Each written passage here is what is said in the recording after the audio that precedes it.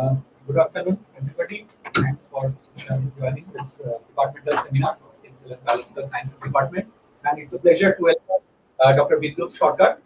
He's coming from Molecular Spectroscopy Laboratory, RIKEN,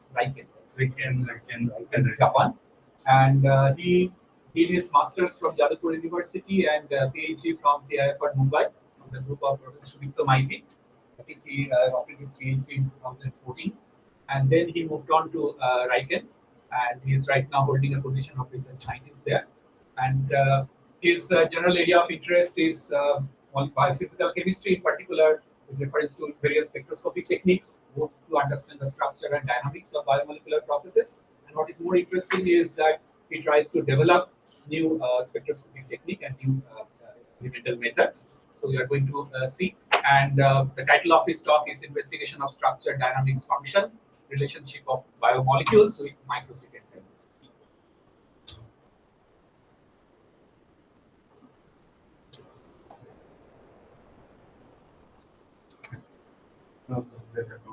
For a kind introduction and for hosting me today at the National Center for Basic Sciences. It's a pleasure to be here and talk to you. And thank you all for being present here and listening to my work. I believe some of them will be interesting to you. And if you have some questions, don't hesitate to ask me. You can stop me in between and ask questions. So let me start with where I come from.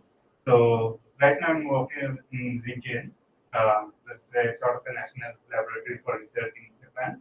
And this city, Wako, is right next to Tokyo. So RIKEN has several centers. It's the headquarters of RIKEN.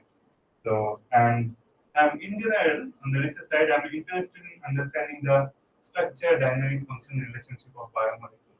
So the biomolecules such as DNA, RNA, and protein, they perform various kinds of cellular functions. And that are related to not only cells, because there is thermal energy, the biomolecules can undergo continuous fluctuation spontaneously.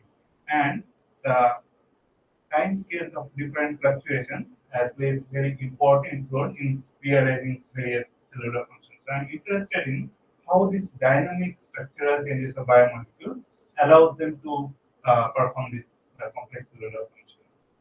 So at what time scale does it happen? So it can starting from very fast picosecond and nanosecond time scale. There are only very local motion or side change fluctuations are possible.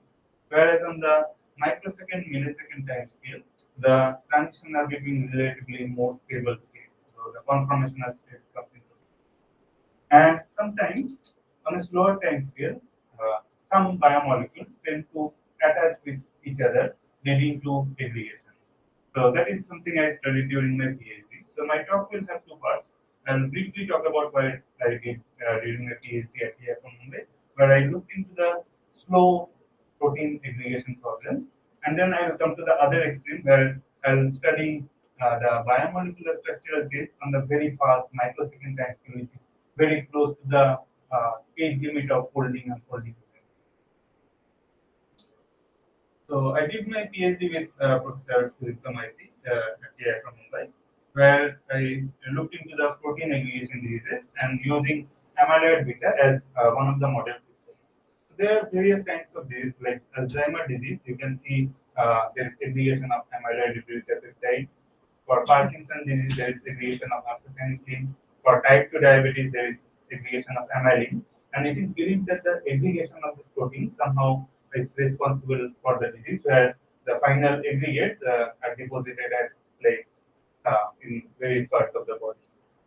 Previously, it was believed that the final fibrillar state is the toxic species because that was obtained at the end of the disease. But more recent hypothesis suggests that the intermediate states are toxic. But which intermediate? Whether it is the small oligomers or whether protofibrils, which is slightly larger in structure but smaller than the fibrils.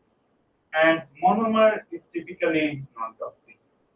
So using amyloid beta peptide as a model system, I tried to ask three questions: that which is the earliest toxic species in this pathway? So when you say toxic, how do you define toxicity?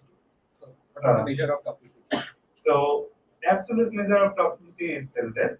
But when we are using a physiological concentration, for example, Alzheimer's disease happens over 30, 40 years of time scale, but that we cannot replicate in actual laboratory. So I'll come to that point where we will look into membrane affinity, where it does not kill the cell, but it can show membrane attachment. So then I asked, which is the earliest toxicity that shows some signature of toxicity, and then why it shows that signature and what is the mechanism of it. So this is the amyloid beta peptide, which is fluorescently labeled, and I'm doing light cell confocal imaging, so fluorescence imaging with confocal microscopy.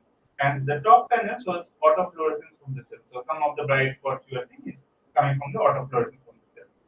Next, what I do, I incubate it with fluorescently labeled amyloid beta at 100 nanomolar concentration, which is close to the physiological concentration of amyloid beta.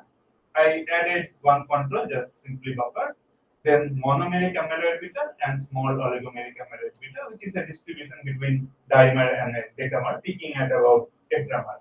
And what I can see, only in the case of small oligomer, there is enhancement of fluorescence intensity. Monomer remains the same. So the monomer does not attach to the membrane within half an hour and at 100 nanomolar concentration, whereas the oligomer can strongly bind to the membrane. So it is still not killing the cell. It still does not show toxicity, but we can take it as one of the early signature for neurotoxicity. So that sort of. And we propose that it can be used as an early diagnostic for amyloid beta neurotoxicity, this membrane attachment. Then the next question comes, why the oligomers are showing membrane attachment suddenly? So we look into the structural aspect and probe the structural distance. So we attach a donor die and acceptor die at the two terminals.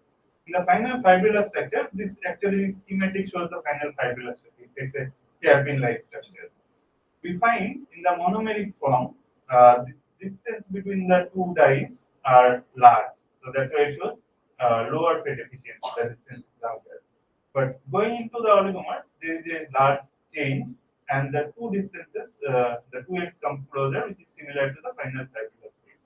So going from monomer to oligomeric structure, there is a conformational change, large conformational change, which is we believe is probably driving this oligomer to take up a conformation, which becomes then membrane active that goes and attaches to the membrane. Then you might ask, then why fibrillars are less toxic and oligomers are more toxic? Because they are showing similar fate efficiency, similar structure. So single distance parameter here is not sufficient. So that end-to-end distance might be similar, but there can be difference in the other part of the peptide. So we then need to have more detailed structure. But to get that is a very challenging problem. Why? Because this is an aggregating protein. So you start with higher concentration, it starts aggregating. You cannot have a uniform population of the oligomers. For example, just starting with 25 micromolar of amyloid beta, within 1 hour it aggregates about 15% and 2 hours about 3%. So this is very low concentration where you cannot do solution at NMR. 25 micromolar is not sufficient. You cannot get X-ray structure, and on top of that, it is aggregating. So fluorescence studies are also difficult. So what we did, final fibrillar structure is easy to obtain because you wait long enough, they precipitate, and you do NMR on the precipitate and get a fibrillar structure. Group of TICO and RIKEN, they are sort of lead their pioneer in this field. So what we decided, we will stop it in between.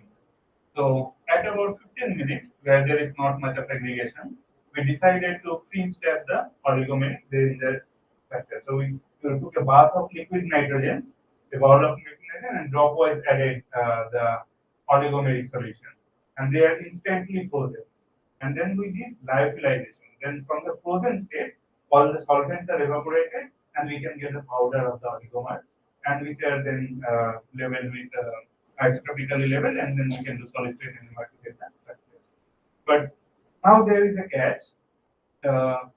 If we use physiological condition where there is about 150 millimolar of salt, and the peptide is only 25 micromolar. So if we lyophilize, water will go. but the salts will remain, and very little amount of peptide will remain. So if you want to crack the animal rotor, it will be all salt and almost no peptide. Then how do we solve that problem? So we came up with this idea where we use a volatile buffer, ammonium acetate, which dissociates into acetic acid and ammonia, both are volatile. Then starting with very high grams of salt, milligrams of peptide, and lots of water, everything is evaporated, only the peptide is remaining. Then we can do solid state NMR with that. So we check by doing sized fluorescence measurement, which are very rapid. In a minute, we can perform fluorescence correlation spectroscopy to check the size before and after, and also their fate efficiency, the distance remains the same through this process or not. We do this control measurement, and then finally we could get the structure of the oligomer. And then we can find there this takes up the hairpin conformation both in oligomer as well as fibril. But now we can find crucial differences in this yellow highlighted residues. These are present either in this bent region or in the N-terminus region. So we propose these two regions are crucial for the toxicity. And if we look into Alzheimer's disease, where Alzheimer's usually happens at late stage, like 70, 80 years of age. But in some unfortunate families, it happens much earlier, at the age of 40 or 50. So in that case, there is mutation in the amyloid beta peptide. And if you map where those mutations belong to, they belong to either this bent region or the N-terminus region, and that's why they get Alzheimer's much earlier.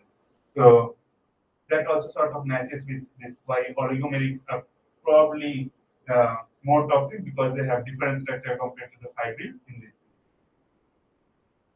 And then finally comes the question why they are neurotoxic. So there are many mechanisms, proposed mechanisms. One of them is that they affect the neurotransmission process. So there is neurotransmitter they use for cell communication. So this amyloid oligomers can affect those neurotransmitter dynamics. But how do we probe that?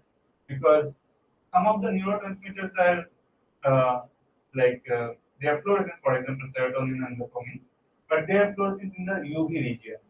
So if you excite with a UV laser is UV light is toxic for the cell, right? So you cannot do UV imaging. So my PhD supervisor actually is a pioneer in this field. He, for the first time, showed that you can image UV neurotransmitters, this serotonin, which emits at 370 nanometers, by exciting with not with a UV light at 340 nanometer, but 3-photon excitation with 740 nanometer light. So this 3-photon excitation with IR light, but fluorescence you can image at 370 nanometers. So I extended this method, and what here you are seeing are this bright spot moving around are serotonin, which are packed in vesicles. And then what I did, we can look into the movement pattern in in real time. You can track the movement of individual serotonin vesicle and then put in amyloid beta and see what kind of changes are happening. You can say whether they are moving in a free diffusion or there is some restricted environment, if the vesicular content of serotonin is going down when I add the amyloid beta or not. So this kind of studies can be done. And then comes another question. In serotonergic amyloid beta only is serotonergic and cholinergic neuron. It does not affect, for example, dopaminergic neurons. So there is a neuron specificity. Why is there? So we can also study that if we have a method to image say dopamine as well. Then we can see what is happening with serotonin dynamics versus what is happening with dopamine dynamics. So imaging dopamine is even more challenging because it emits in the mid UV region, 320 nanometer, where you have now all of the glass optics, they absorb UV light, mid UV light. So you cannot use conventional optics to detect the fluorescence of dopamine.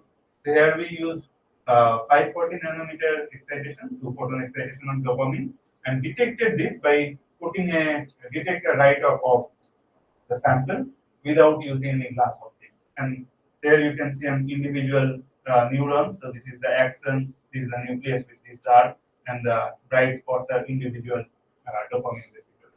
So now we have a method where we can look into the specificity where why amyloid beta kills one kind of cell and not the other by looking into their neurotransmitter process.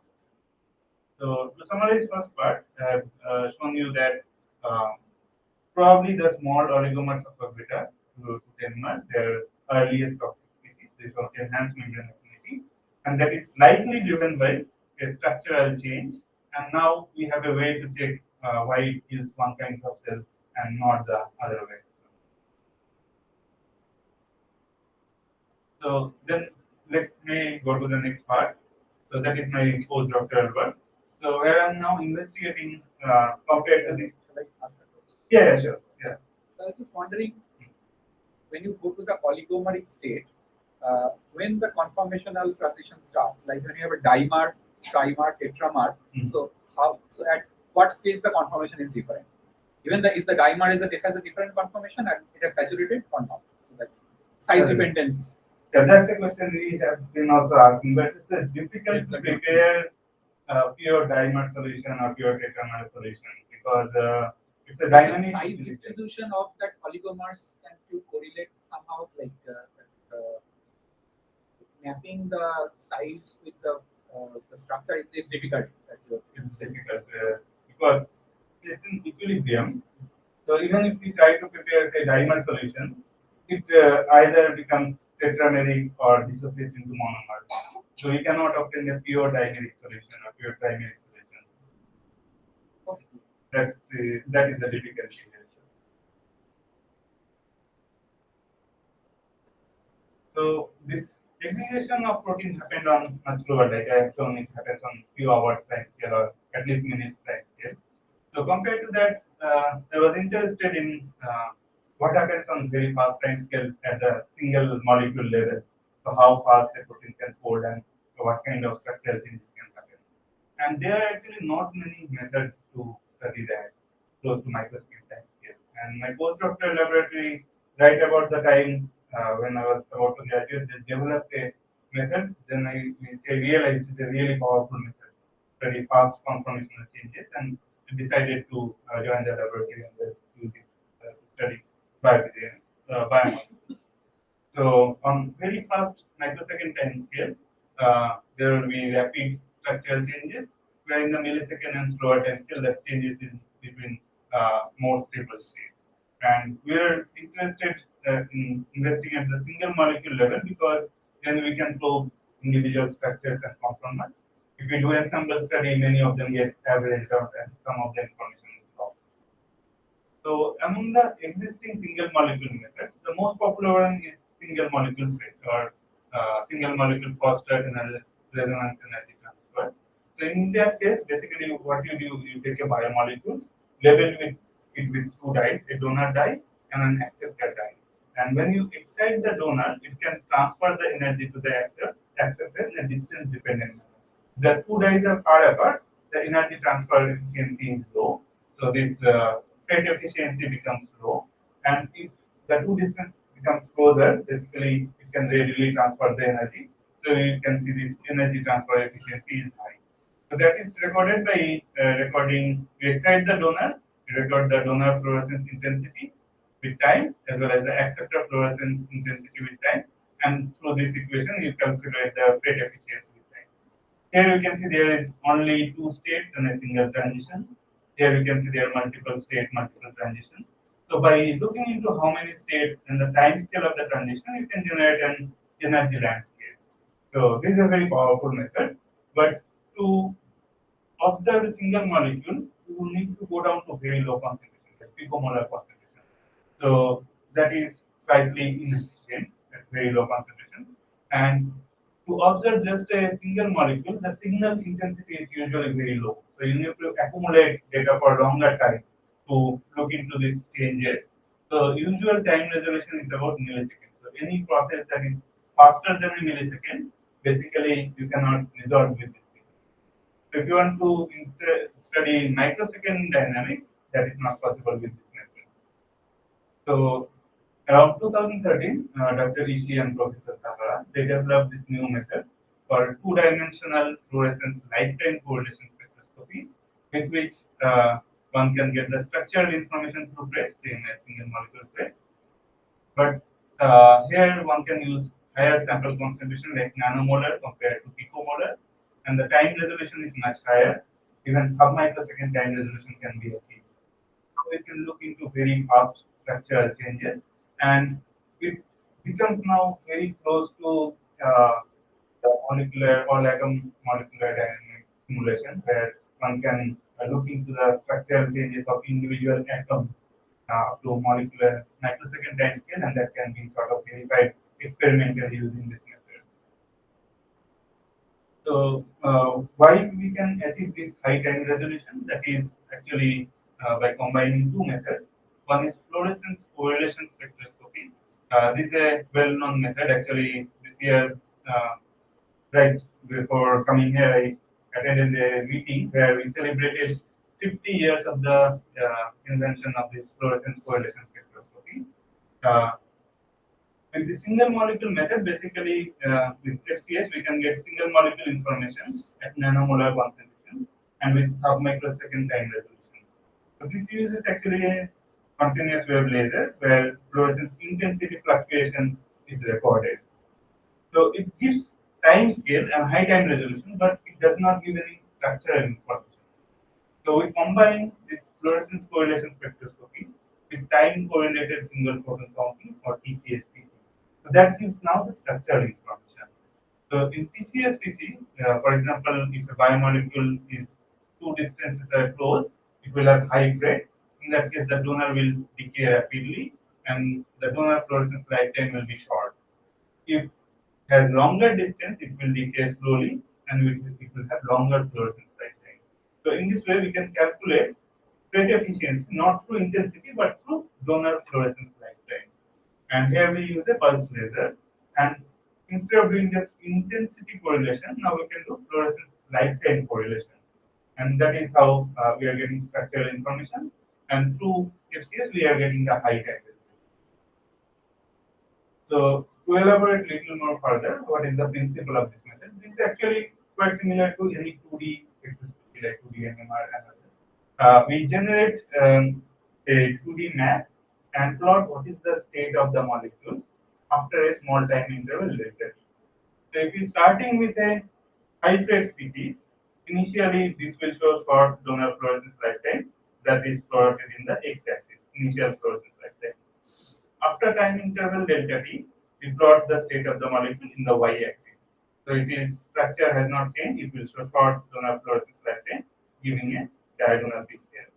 If we start with an open structure, it will have long donor fluorescence lifetime over here.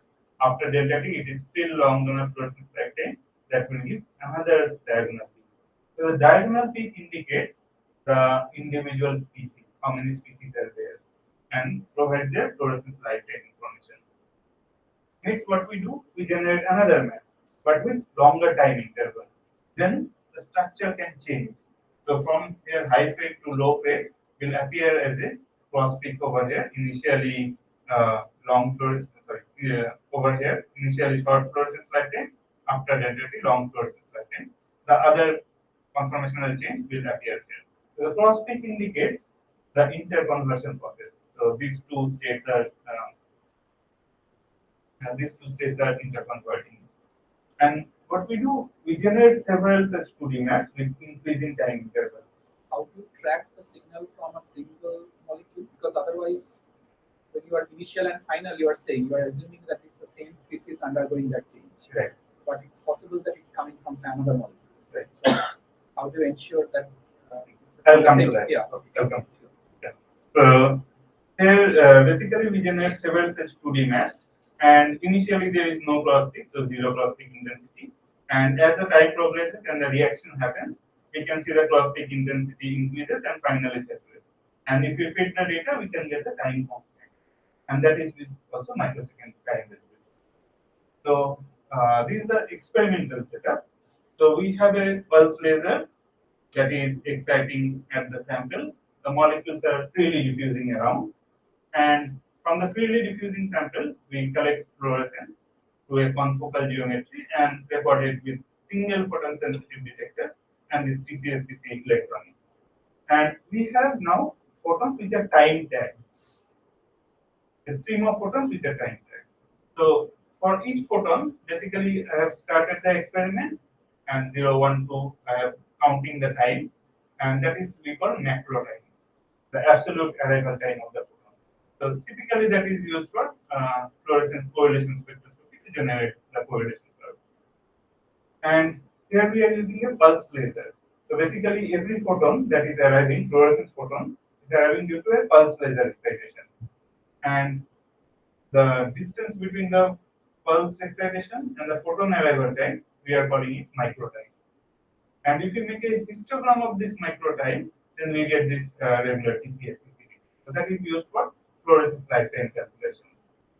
So now by using macro time and micro time, we can do now lifetime correlation. So what we actually do, we choose any particular time interval starting from the millisecond or microsecond, it can vary. This delta t is fixed. We choose a photon pair that comes with this interval. For the first photon, the micro time is plotted in the x-axis. And for the second photon, the micro time is plotted in the y-axis. So then we scan through the whole photon data and accumulate all the photon pairs that comes with this fixed time interval delta t and get a 2D TCSPC histogram. And in this 2D histogram, the photon can come from, say, both of them from high-grade species, both of them from low-grade species, or if first photon from high-grade, second photon from low-grade, or the other way around. So this map has all the information included in it. So the lifetime of individual species as well as the interconversion time scale. And then we do Laplace transformation to get the lifetime information. So now coming to your question, how we know both of them are coming from the same molecule or different molecule? Because at nanomolar concentration, there can be multiple molecules together. So actually that we get from this correlation curve. So the correlation is actually decays with the time scale of the diffusion.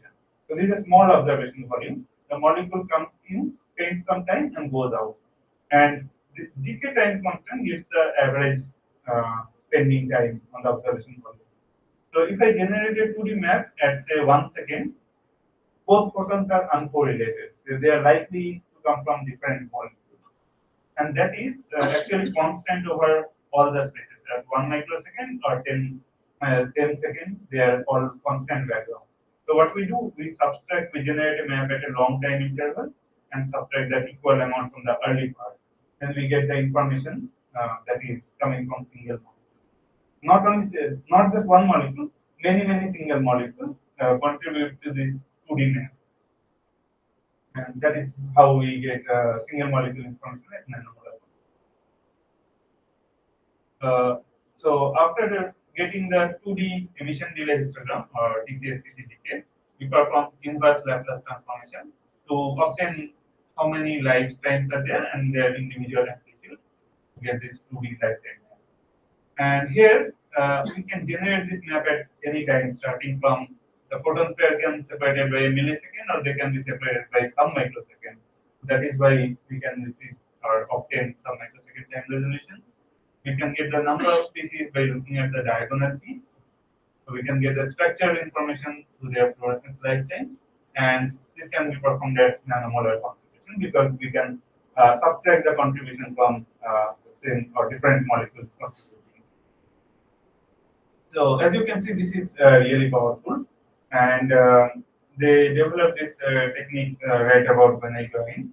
And they wanted someone to apply it to various problems and also further develop it. And I sort of took up the challenge and applying it to several problems, especially in the context of biologically important information. I have worked on several projects. I'll primarily describe the first two and just briefly talk about the last four in one slide. So the first one is on the development of dynamic quenching 2D FSCS.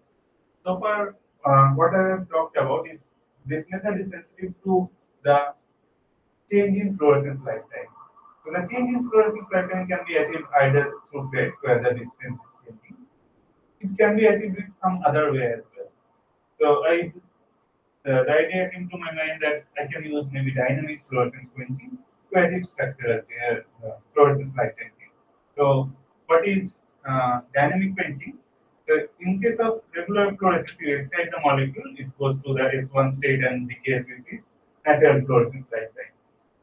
If you have a collisional quencher in solution, it can collide with the excited state of the fluorophore and take away the energy. So in that case, it decays non-radiating.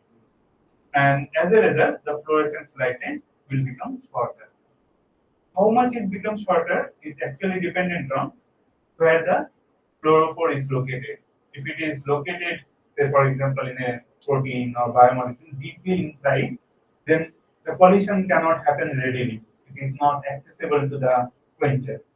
But if it is exposed to the surface, the collision can happen much more readily. So as a result, the fluorescence lifetime will be more shorter. So now it does not report the distance, but it reports a very local information just about this residue. What is the local solvent accessibility?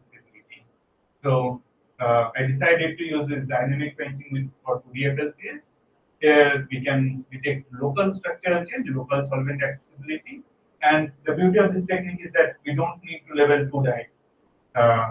So labeling two dyes and purifying them is a challenge in many cases, but single labeling is much more easier. If you don't label it, it is inert to the experiment. You don't observe it. So this is a very simple technique, but very powerful. So I use a singly labeled DNA therapy where this is a base pair, four nucleotide base pairs can form, and you have a T18 loop, and it can fluctuate between a hairpin conformation and an open structure. Possibly there are some intermediates or not, we don't know. So we can look through this process. So when I applied 2D FLCS using sodium iodide as quencher, I can see there are actually two states. So initially I showed there are only diagonal peaks, but now I am showing you this is a complicated map. But this is actually two states.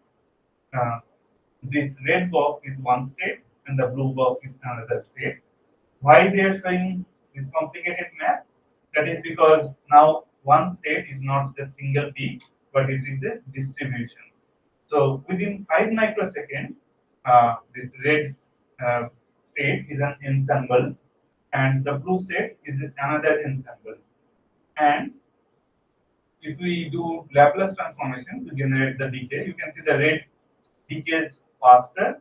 That means it is more quenched. So we assign it to the open conformation where the dye can be readily quenched. Whereas the blue distribution is the closed form where it is the dye is more protected, so it is quenched lesser. So it's not one state, but open ensemble and closed ensemble, which do not interconvert at 5 microsecond time scale. But if you now generate the map at 50 microsecond or 500 microsecond, you can see this new cross peak starts appearing. For example, between this red peak and this blue peak, I have marked over here, it becomes more stronger at 500 microsecond, indicating the reaction is now proceeding towards the equilibrium. So in this way, we can say there is about 100 microsecond dynamics between about 100 microsecond dynamics between this open and closed conformation. And next, what we can do is actually I did a quencher concentration dependence. Instead of using 200 millimolar, I varied from 50, 100, 150, 200 in this way. Then we can generate something called Stern-Warmer plot where we can, as a quencher concentration, we can determine how much is the quenching, and we can quantitatively say the rate of quenching in each state. So we can say we know through analysis this dye in the open form is more time solvent exposed compared to the closed form. So there is 4 times more pollution happening in this state compared to the closed state. So this was appeared as a one of the cover of the data. So the advantage of this technique is that we can get microsecond result local structural change and solvent accessibility, site-specific solvent accessibility, and using the single dye level.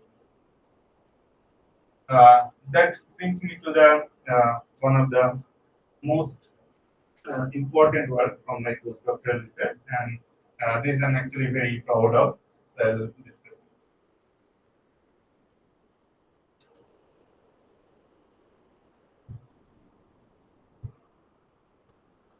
So this is about a biologically important non-coding RNA.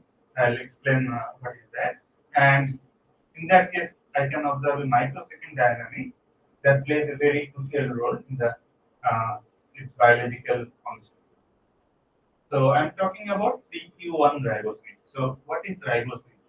So let me go back a step and state what is the central dogma of molecular biology. So the central dogma of molecular biology is the flow of genetic information in a biological system. Basically, the information is typically contained in the DNA.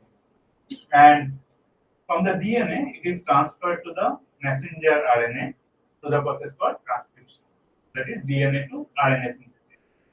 The next step is in messenger RNA, there is gene that codes for the protein.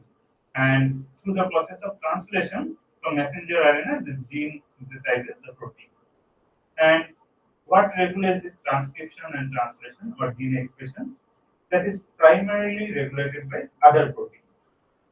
But in primitive systems, sometimes that can be also regulated by RNA. So riboswitch is one such element that can regulate this transcription and the translation process. So what it does, this is a small RNA that undergoes conformational change, and depending on the conformation, the gene expression can be either on or off. And what makes this switch? It's a ligand binding. So depending on the bound state of the ligand, it can undergo conformational change. So there the ligand binding mechanism also starts to become very important. And most importantly, these riboswitches are not present in mammals. So humans don't have riboswitches. At least it's not discovered till now. It's present mostly in bacteria and lower organisms. If one can come up with a good ligand, an alternative ligand, it will act as an antibiotic drug. So these riboswitches are important antibiotic targets. If one can design a good ligand, one can kill the bacteria. So this is an emergent field and therapeutic target. So this riboswitch is present in the 5' non-coding region. What I mean, there is a messenger RNA in sequence 5' to the 3' end. This is the gene that codes for the protein sequence, and this riboswitch is located just before the gene. And depending on whether it can bind the ligand, it can regulate what happens to the gene expression. Whether in case of transcription, this gene will no more be synthesized, and in case of translation, if this gene is synthesized, it cannot generate a protein. So I'll talk today only about transcription riboswitch, where the transcription is basically DNA to mRNA synthesis. So that proceeds in 5' to the 3' end. So first, starting from here, this will be synthesized gradually. The riboswitch is synthesized, and now, depending on if the ligand can bind to it and make the structural change fast enough, it can decide whether the gene will be synthesized or not. It actually acts in a feedback loop depending on the concentration of the ligand. So this riboswitch has now two parts. One is the ligand binding domain, that is called the aptamer domain, and the other is expression platform that regulates the gene. So first the aptamer domain is synthesized, and that gives it the priority to decide what happens to the rest of the process. So the aptamer becomes the most significant structural domain. So depending on its conformation, it can regulate whether the transcription will continue. So we decided to look into this aptamer domain of a PQ1 riboswitch. So this PQ1 or PQSN is the ligand that binds to this aptamer.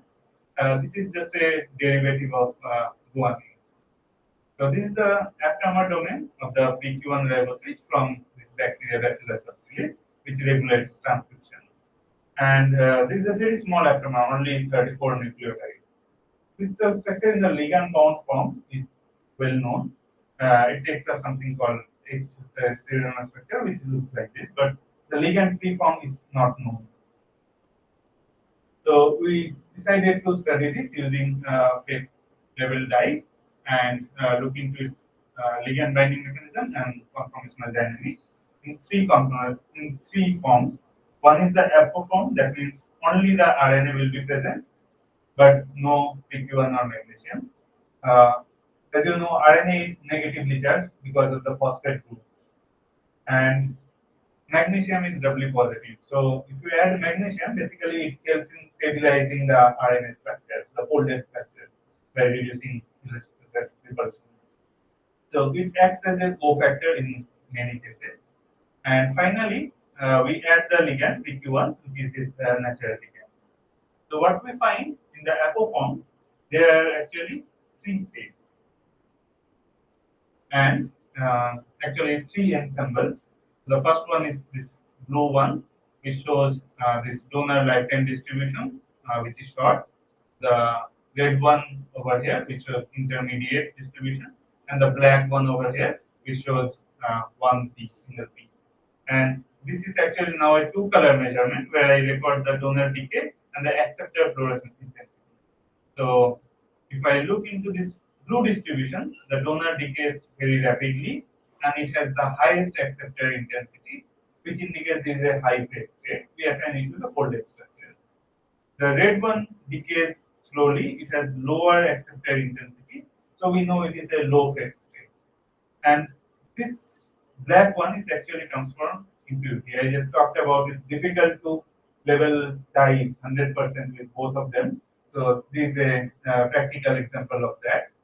The donor, this is a donor only dye which decays very slowly because there is no acceptor and it has shows zero acceptor intensity. So there are basically two states and an impurity that has been resolved with 10 microsecond dye resolution. Now, when we generate this map at 100 microseconds at 3 milliseconds, we can see new cross peaks starts to appear between, for example, this blue peak and this red peak over here. It becomes more stronger at 5 milliseconds. So we can see now this open conformation and the folded conformation are undergoing structural change on the microsecond millisecond time region. So what happens then when we add magnesium? Magnesium changes the equilibrium because it can stabilize the folded structure. We can see that through steady state fluorescence. When we do the 2D FLCS, we can see the cross peak appears in microsecond millisecond time region. It still shows two states. But what is happening at the structural level? So magnesium is stabilizing the folded structure, but is it making any change in the structure after binding? So to compare that, we have plotted here three dotted curves corresponding to the apoform, folded state, open state, and donor only. And we add magnesium, and the curves corresponding curves are plotted as solid curves. And you can see that all dotted and solid curves are perfectly overlapping each other. So there is no structural change. Most importantly, the final folded states are identical. So after magnesium is binding, it is not inducing any structural change. So what is the situation? We have an open structure corresponding to this apoform. We have an folded structure corresponding to this apoform. And now magnesium simply goes and binds to the folded structure and stabilizes it without affecting any structural change. So it is binding to one of the pre-existing structure and simply stabilizing it, changing the equilibrium. So this is the classical ligand binding by conformational selection method. Very interestingly, when we add PQ1, it also favors folding. We can see two-state dynamics. But now, if we compare the apo form and the ligand-bound form, now we can see the folded states are very different between the apo form and the PQ1 bound folded state. What's happening here? We have open and folded state in the apo form. Now, when we add PQ1, it cannot bind in the folded structure, probably due to the mismatch of the binding pocket. What it does instead, it binds to the open conformation and makes it take a different folded structure. That's why this folded structure in the apo form is dotted curve, and this PQ1 bound folded structure, this solid curve, they are now different from each other. So because it is inducing a structural change, this ligand binding by induced fit mechanism. So in the literature, if you look into this ligand binding and induced fit mechanism, most of the biochemical studies you will find it is determined through the kinetic rate. So in one case, the folding rate becomes faster for induced quick, and for conformational selection, the unfolding rate becomes slower to increase the ligand concentration. But here it is a direct, we can see at the structural level that it is conformational selection and induced quick for magnesium and PQ1. And also, when we look into the rates, that also matches with the classical description of the time. So I have shown you that this PQ1 aptamer undergoes two-state transition, microsecond dynamics, and PQ1 and magnesium. They bind to two different mechanisms. So next, what I did, I will not go to the analysis more in detail. I'll just briefly mention. We did more extensive analysis of the interconversion kinetics, and what we observe is that this is not a two-state. Rather, it's a three-state interconversion where two of the states are very similar to each other, but they are kinetically different. So we cannot distinguish by them structure, but we can distinguish them kinetically by fitting the interconversion process. And then we can obtain the energy landscape and then provide some of the biological. So through our analysis, we find that this folded state actually is consisted of two kinetically different structures. One is partially folded and one is fully folded. They have very similar plate efficiency value. The distance between the two dies are very similar. So structurally, we cannot separate them. But only the partially folded structure undergoes microsecond interconversion dynamics. And after this partially folded structure is formed, there is only local, very local structure change happening on the millisecond time scale, and that generates a very stable folded structure. And then actually we can compare with a previous study on the same system, red level aptamer, that was done with conventional method. I mentioned conventional method and millisecond and slower time resolution. In this case, they had 60 millisecond time resolution. So basically, they cannot look into the microsecond dynamics. What happens? They see an average picture of these first two states. They get averaged out and appear as an they call it three-folded state. And as a result, the plate efficiency 0.5, 0.9, that was also averaged out. And the final stable folded state, which we assign to slower than 10 millisecond dynamics, they observed around 100 millisecond interconversion between the equilibrated state and the final folded conformation. So by combining slow time scale template study and our millisecond and microsecond resolve 2D FLC study, we could propose the accurate folding model for this riboswitch, where the first process step happens at the microsecond time scale and the second happens in the hundredth of millisecond time scale. And if we look into this energy diagram, the green one is for the apostate, the red one is for with magnesium, and the blue one is for with PQ1. And if you see the red and green matches here perfectly, only the blue, the ligand, decreases the activation energy for this microsecond diagram. And that is actually plays a very crucial role finally in the bacterial transcription regulation. Magnesium, although can bind, it cannot regulate the function because it cannot change the microsecond dynamics, whereas PQ1 does. How it does? There it comes, riboswitch has two parts. One is the aptamer domain that was binding the ligand, which I studied here. In addition, it has expression platform. And in this case, actually, the RNA is continuously synthesizing and as well as it is folding. So this is a co-transcriptional folding. So transcription and folding are happening simultaneously. So now there is a competition between which is happening faster, transcription or folding. So this expression platform can take up something called an anti-terminator loop, then the transcription will continue. So after this, the gene will come. And if it takes up something called terminator loop, so which of the loop is formed actually dependent on how fast the aptamer domain can fold.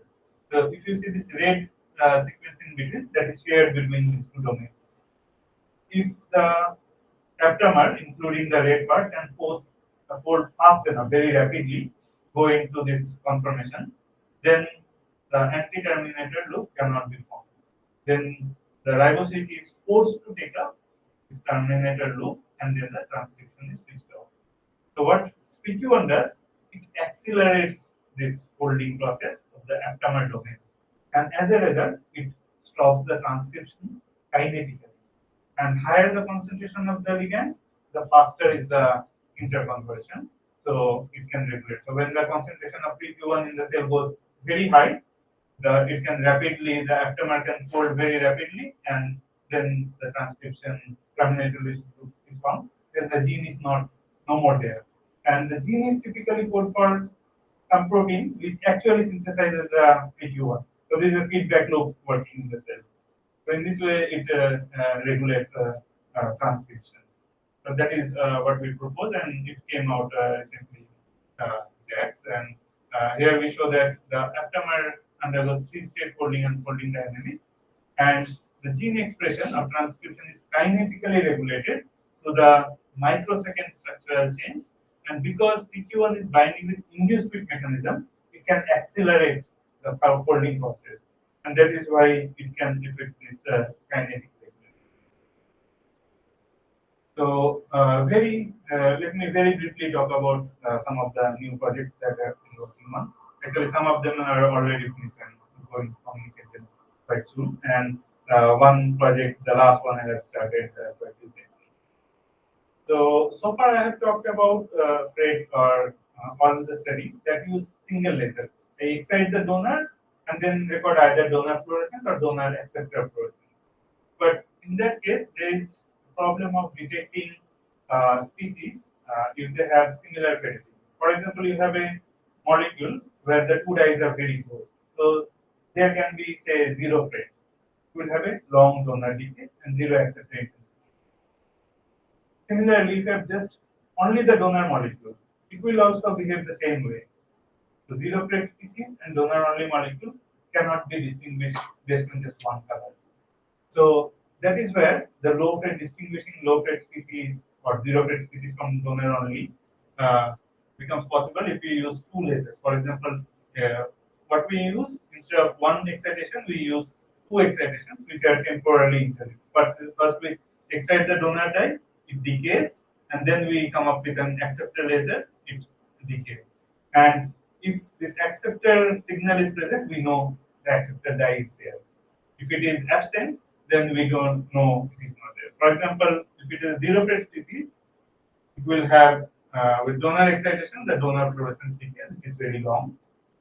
And when we come up with the acceptor excitation, because the acceptor dye is present, it will show a strong acceptor signal. So both signal will be present. But if we have donor only species, it will show only donor signal, and acceptor excitation will give zero signal. So now we can distinguish them. So in this way, we can achieve much improved detection of all the species. So this is something I'm actually going to submit this month. And the next problem is actually very interesting and actually very challenging to study the transition state and transition path time. So what I mean by transition path time, most of the time, the molecule spend times either in the energy minima basically, either say for example in the unfolded state or in the folded state. So the occupancy of the folded state or the unfolded state is very long in a time trajectory. Only sometimes the molecule, when it goes over, starting from here to here, the yellow region is called the transition path. So a single transition event. That is a very small part of the total equilibrium.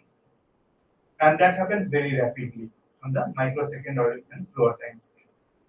So that is why at equilibrium, it's very difficult to study transition event because it occupies a very small time trajectory. So the group of William Eaton, they actually recorded this single molecule trajectory and analyzed the time it takes to cross over. That is called the transition path time on a couple of proteins. And they could show about transition path time about 10 microseconds using single molecule paired with very extreme condition, very high laser power, and some complex statistical analysis. But this was achieved by using viscogen. So basically, they tried to slow down every process including the transition. So if you don't use viscogen, basically this transition part time will be about 1 or 2 microseconds, and that cannot be resolved through experiment. So there is a about 10 microseconds is the best they could do by using very high laser excitation and as well as complex analysis. And moreover, there was no structural information about the transition state, how it looks like, whether it is folded like, or whether it is unfolded like, or whether it is an intermediate state that cannot be resolved. So because 2D FLC, as I said, it has microsecond or even sub-microsecond time resolution, I decided to take up this challenge and see whether we can resolve an intermediate system. So this is not an experimental data, but a simulation where I did a kinetic Monte Carlo simulation to generate for this folded intermediate unfolded state where the folding is happening, folding or unfolding is happening on the microsecond time scale, 10 or 20 microseconds, and the intermediate is generated on about 2 to 5 microsecond time scale. I can go even faster. So with this time constant, basically the population of the intermediate state is about 9%. So this occupies a very small part of the total equilibrium. And it has a fluorescence lifetime which is intermediate between the folded and the unfolded state. So this intermediate state acts as a mimic of this transition state. So this is a very low population. So then when I applied 2D FLCS, then I could determine actually detect all the 3 states and also determine the fluorescence lifetime, which is intermediate in between them. And then I sort of propose that it can be used to determine transition part time. So instead of 9%, now I can go down to even 5% population and detect a very low population intermediate state. And through some fitting, I can also say whether this intermediate is formed on pathway, so that is appears in between folded state and intermediate state, or whether it's parallel folding that it appears from either of the state and not part of the folding process. That can also be treated. This is another example where I used 2D FLCS to a completely different problem. So this is on the LSSM orange protein. What is LSS? LSS means large top shape. So this is the excitation spectra of this protein LSSM orange, and it emits at about 580 nanometers. So excited in the blue, 430 nanometers, emission is 580 nanometers. So there is a large top shape.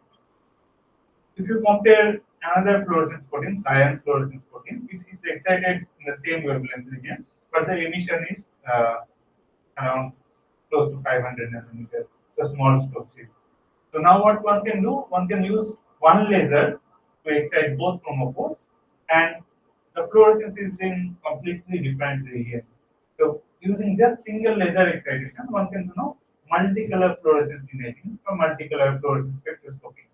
So that's why it is becomes very useful, this LSSM orange protein. So I decided to look into its chromophore dynamics around its chromophore pocket, where now I have used about the sub-microsecond time resolution, about 300 nanosecond time resolution to look into its structural changes. And I can find it shows a few microsecond dynamics.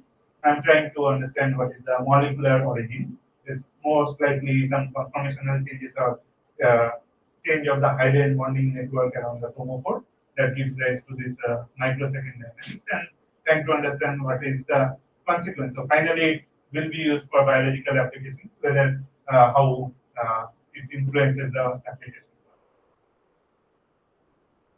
So this is sort of the completed project I'm trying to finalize, and something I have started very recently is very challenging and very interesting. So this is on a CRISPR-Cas13a enzyme complex.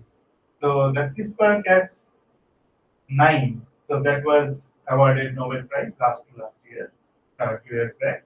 In that case, one can do gene editing specifically. You can sort of cut part of the DNA and replace it with another DNA, very specifically. So this Cas13a is slightly different, where you have this Cas13 protein and a CRISPR RNA, that is the guide. And if you come up with a complementary DNA, target RNA, which has a complementary sequence, then these two regions can base pair. And what it does, basically, from inactive state, it activates the protein, and then it sort of goes mad and starts to cleave all the RNA that is nearby. So this is not specific gene editing, but it collaterally cleaves all RNA, and that can be actually useful. So our collaborator actually used it to detect traces of COVID-19 mRNA in solution. So you can use COVID-19 target mRNA. So the CRISPR RNA can have complementary sequence to the COVID-19 mRNA, and the traces of target RNA, which is the now COVID-19 mRNA, can bind to it, and the targets can be fluorescently labeled RNA. So when it cuts the fluorescently labeled RNA, the signal will change, and then you can detect trace amount of RNA. So we are trying to understand this enzymatic reaction. What is the molecular mechanism of this enzymatic reaction? So this is not an equilibrium system, but a non-equilibrium steady-state reaction we are trying to study with UDFL. So with that, I have shown you a couple of examples where UDFLCS have worked on development of UDFLCS, dynamic ranging UDFLCS, and pulse width and excitation UDFLCS. I've shown you applications on non-coding RNA, now enzymatic RNA protein system, as well as simple proteins. And this is a method only few groups have expertise. Our group is at the forefront, but now some of the groups are trying to use it for various different applications. For example, a former postdoc, Dr. Otoshu, he is working on supported lipid bilayer and using total internal reflection to DFSS to look into membranes. The group of Gabriela Schwaluka in MIT, they are using to look into photosynthetic protein. The group in Johnson group in Korea, they are looking into bacterial orders in the photocycle, and the new group in Germany, they are looking into chaperone protein. So this can have a wide range of applications. So starting from say IDP, which undergoes very fast structural changes, to very complex machineries like chaperones or something. And so something yeah. So our group also is continuously doing application as well as more development as well. So, for example, my colleague developed scanning 2D FLCS. So, initially I told 2D FLCS was from microsecond to millisecond range. That is limited by the diffusion, how long the molecule spends in the observation volume. But if I immobilize, I can observe it for longer time. So, in that case, he used scanning 2D FLCS, basically immobilizing and then scan at some speed, depending on scan speed, how long it spends in the observation volume that is defined. Then it can be extended from say a few milliseconds to second time scale. And then if we decide to look into just one molecule, it can be observed until it is photo. So we can extend this window to a very long process and they start to correlate how the microsecond motions are related to millisecond or second motion. So that's why it becomes very powerful. So something I want to study in future is non-coding RNA, where the RNA, for example, ribosomal RNA has 60%, ribosome has 60% non-coding RNA, that is rRNA, and transcription RNA also a smaller non-coding RNA. And in messenger RNA also there is 80% of them are non-coding RNA.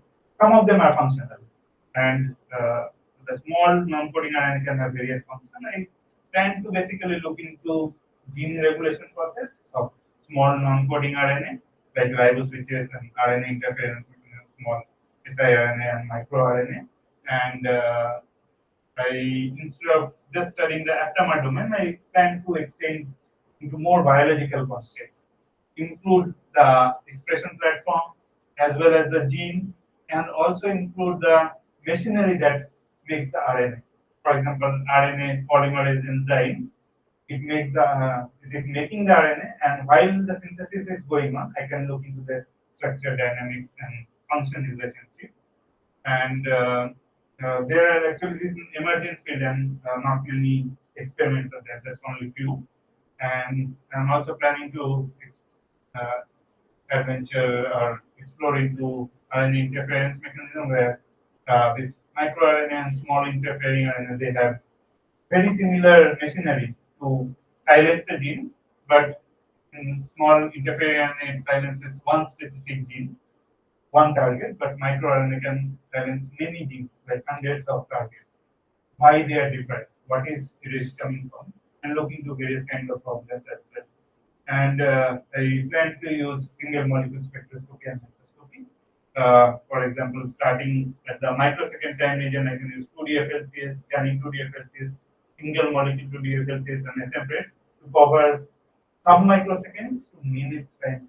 So all the processes can be covered, and that is will give me structure and dynamic. And finally, the function I want to look into the single molecule level. So I'm interested in gene regulation.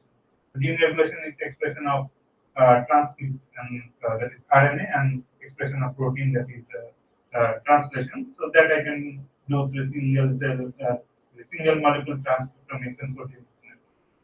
I have some method to develop these techniques as well, but I will skip that part. So with that, let me acknowledge my PhD work, Professor Sudipta Maiti, and the members of Biophotonics Laboratory. Currently, I'm working at RIKEN with Professor Sahara and Dr. Ishii. So they developed this 2D FLCS method, and the members of the laboratory, and my collaborators during my PhD and my postdoc. So I actually didn't talk about this work where we recently published a work in collaboration with Steve based in Arizona, where they're doing for single molecule, conventional single molecule study, they're using non-parametric Bayesian statistics to do faster processes. So with that, this is our current group in RIKEN. So this Professor Tahara, and this is Dr. Ishii. Thank you for your kind attention. Thank you, Sarkar, for a very nice talk. So we got some questions. Thanks. When you have used the plus two metal ion, magnesium plus two metal ion, because you said that RNA has negatively charged and phosphate has 3 minus. So it's not the plus 3. Plus is also possible, but magnesium is something that is. You have to neutralize this, you have to use the plus 3 to discover. That's right. If you use plus A, it will be more effective in neutralizing the negative charge of RNA. But plus 3 ions are rare in cells physiologically. Magnesium is something that is physiologically present and present at millimolar concentration. So the experiment I have shown is 1 or 2 millimolar of magnesium. So that is physiologically relevant metal ions and physiologically relevant concentration. So that is why. The charge balance, the charge is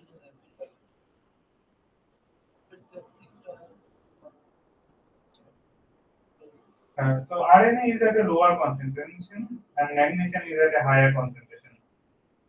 So it can finally balance the charge. The charge has been balanced. Whether all the charges have been balanced is or not, I'm not sure, but it can balance many of the negative charges at 1 to 2 millimolar concentration.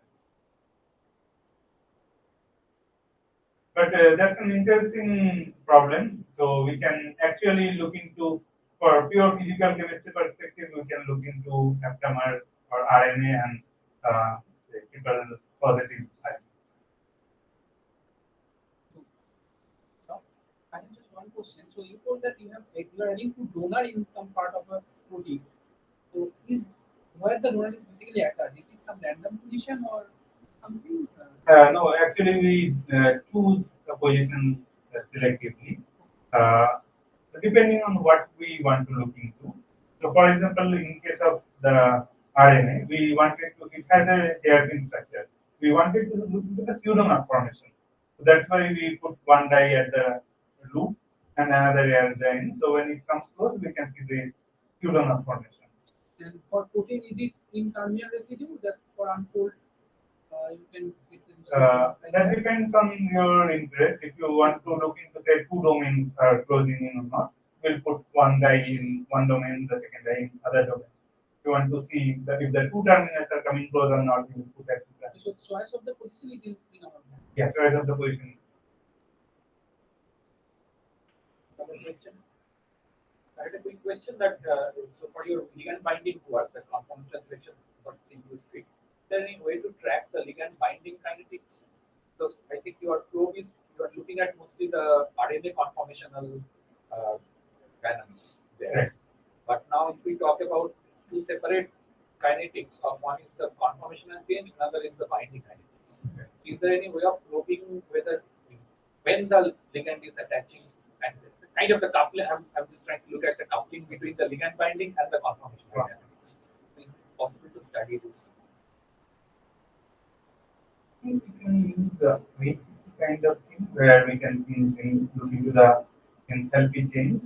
But the probe that you are using, it cannot change the ligand binding process. The difference between the bound and the unbound state, does it have any sensitivity to the binding? You showed that the states, the conformational states can be dissected. I was just wondering whether it can dissect between the bound and the unbound states. For this probe, it cannot, but if we say, attach a fluorophore which is close to the more closer to the binding site, then probably it can show some change. But that may alter also the binding. Yeah, here we try to not affect the binding. If there are no further questions, let us thank Dr. Sarkar once again. Join us.